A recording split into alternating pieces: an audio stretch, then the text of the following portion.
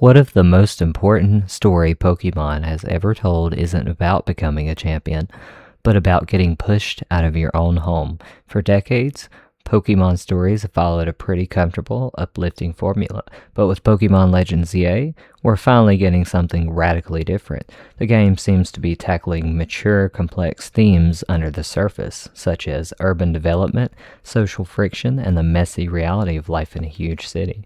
In this video, I'm going to break down how Lumiose City's urban development plan is actually setting the stage for a story that questions the future of how humans and Pokemon live together, and why this could make it a modern masterpiece of sorts if you look at the underlying themes. Section 1, The Problem. The old way of Pokemon storytelling. Let's be real, guys. For the last 25 years, the main story of a Pokemon game has been a power fantasy. A kid leaves home, grabs 8 gym badges, beats up a cartoonishly evil team, and becomes the league champion. It's a classic hero's journey, and sure, it works. It's inspiring, it's kind of simple, and it's a formula that seems to have sold millions. We love it for its optimism as well as its fun-loving nature. But as the fan base has grown up, so a big question has arisen. When will the stories ever grow up with us? The Pokemon world is full of amazing lore, but these mainline games have mostly dodged the deeper, more complicated stuff. What are the economics of this world? The politics? What happens when the needs of humans and Pokemon clash? Not in some epic world-ending battle, but in the day-to-day struggle for space. Pokemon Legends Arceus was the first huge step in a new direction. Set in the ancient Hisui region, it explored a time when humans and Pokemon were not living in harmony. It was about fear, discovery, and the tough process of building the society we now take for granted.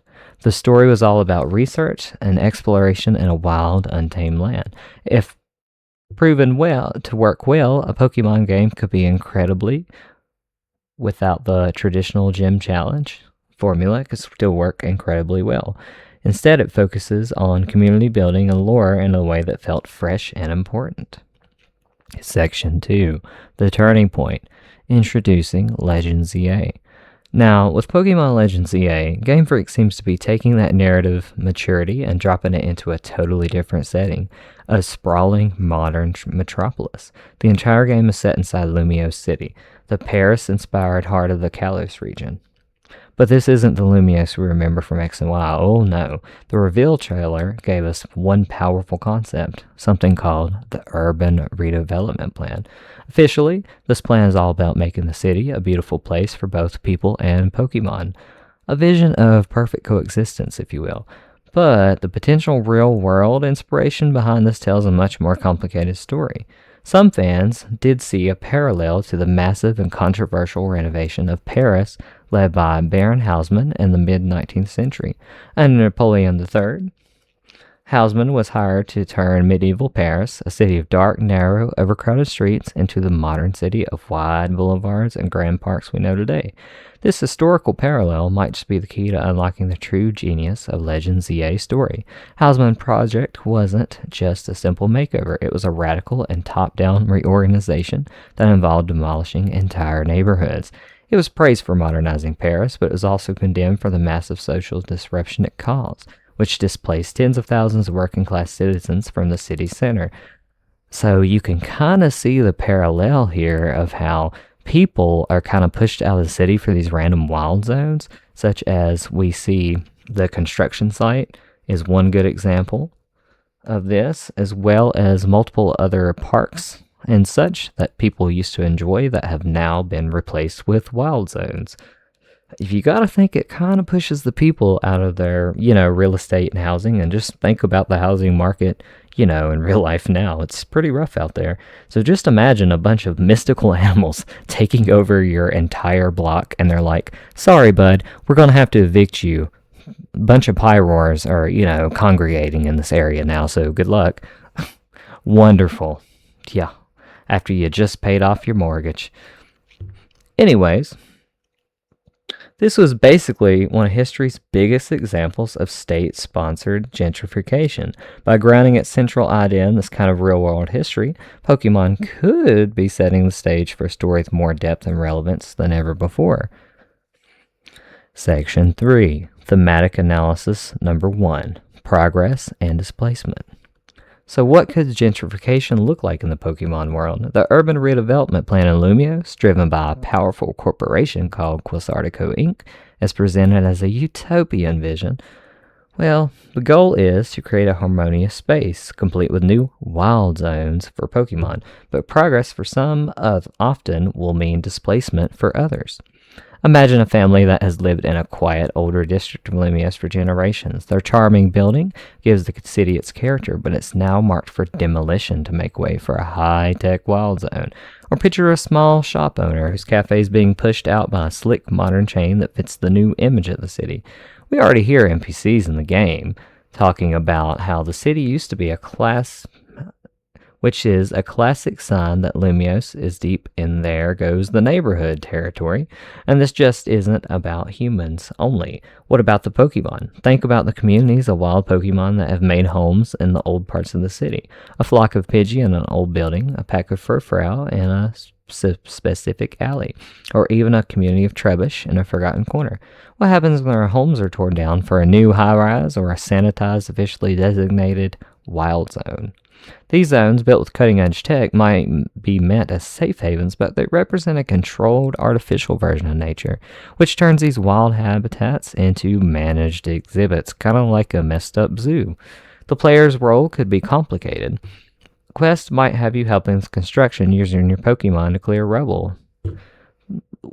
But you could just as easily find yourself helping residents who are being forced out or relocating Pokemon whose habitats have been destroyed. The game could force us to see that our actions, even if well-intentioned, can have negative consequences on society as a whole. This wouldn't be a simple story of good versus evil. It's a story about competing needs and the difficult compromises of city life. Section 4. My second thematic analysis. Social unrest and clashing ideals. When you radically reshape a city, you create tension. An influx of wild Pokemon into Lumiose has already created conflict, which is the very reason the wild zones are being created. This tension is the perfect breeding ground for social unrest, turning the city into a powder keg of different opinions. We can expect to see different factions pop up, each with its own vision for Lumiose. There will be the corporate modernizers at Quasartico Inc., pushing for progress and efficiency.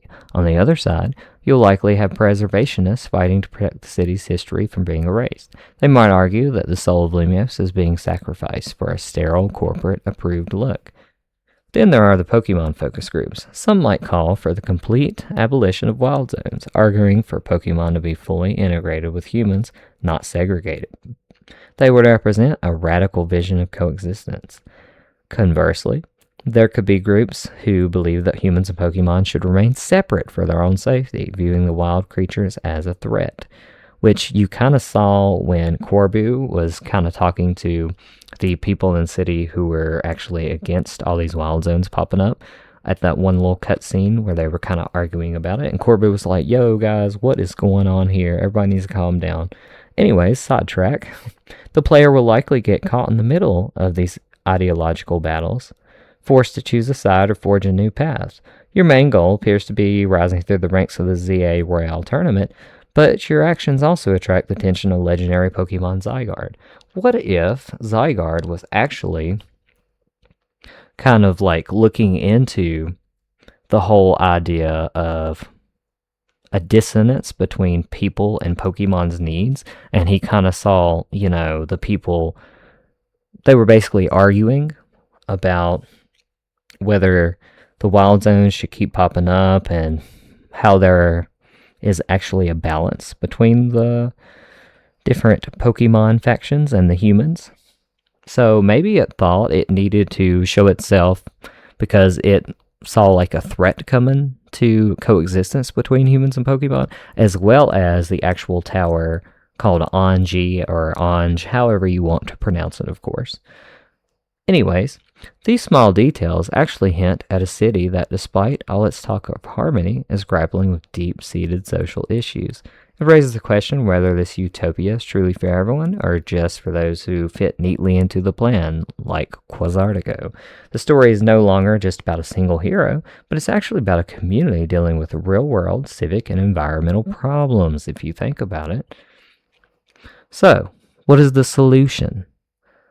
Why does tackling these themes make Legends ZA a potentially really deep story if you think about it? It's because it reflects the world we live in. Stories about gentrification, social inequality, and the clash between nature and urbanization are the stories of our time. By weaving them into a Pokemon game, Game Freak is creating a narrative that's not just engaging, but also deeply relevant. It just takes you a little bit of extra effort to look beyond the surface of the game, because with all the flashy battles and everything that's on top of the actual deep core of the actual motifs of the game, you can actually see that these motifs are pretty strongly attached to the world as a whole, and it actually parallels our regular society and our real world. So I think maybe Game Freak was hitting on something a little bit deeper under all the awesome mega evolutions and battle mechanics, but that could just be me looking too far into it. This moves the franchise beyond the simple morality of good guys versus bad guys and into the much more interesting territory of competing goods. Is preserving history more important than creating an efficient city? Is the safety segregation better than the messy reality of true integration? Kind of seems like the game kind of strays away, or the people, I should say, stray away from the idea of true coexistence, and they tend to kind of argue about it, instead of really working as a society as a whole to improve the interactions between us and nature. The game doesn't seem to offer easy answers, of course, to these questions. Instead, it seems to focus on the importance of compassion and understanding when solving these complex problems. Just like how Corbu actually did a bunch of stuff for the city, even without people's possible knowledge of him helping out, because he decided to utilize compassion and actually looked for a way to solve problems rather than just arguing, which I feel like he's a man of action. That's pretty cool. This approach allows for a level of narrative depth that's actually new to the series. Instead of silent protagonists on a lonely journey, we are part of a community of people. Our choices could have a visible impact on the world as a whole. It helps to shape the very feel of Lumio City. By shrinking the world to a single dense and evolving city, the story can actually become tighter and a bit more polished, and it can focus on the people and Pokemon living in this dense area. This is Pokemon storytelling that trusts its audience to handle a complex idea and to see the shades of gray rather than black or white, and it allows us to think critically about the actual world on our screen instead of just simply battling. Conclusion. Pokemon Legends ZA has shaped up to be more than just a simple game in the story of multiple evolutions of the video game series. It's actually an evolution. By swapping the sprawling wilderness for the dense, complicated landscape of a single city, it's exploring themes that are more mature and more complex, and they can resonate with you more than ever before, as long as you use a little bit of thought, of course. It's a story that asks us to think about what coexistence really means, with all its challenges and compromises. If it delivers on this promise, it wouldn't just be a great Pokemon game, it could be a modern masterpiece of in-depth storytelling and a master of subtext, just like some other games. And it could set a new standard for storytelling in this franchise. That's just my simple breakdown. What are your theories? What other mature themes do you think Pokemon should be tackling? Because we all know we would all love some mature storytelling in Pokemon. Let me know down in these comments if you enjoyed this dive into the underlying themes of Lumio City. Please consider subscribing for more analysis. This is actually my first fully scripted out video, and I kind of just wanted to talk about some of the underlying themes I felt like there was in Legends ZA, but of course I could be overlooking into it. Anyway, guys, hope you enjoyed it. This has been MADMew. Like, subscribe, etc., etc. I'll see you on another one. Thanks.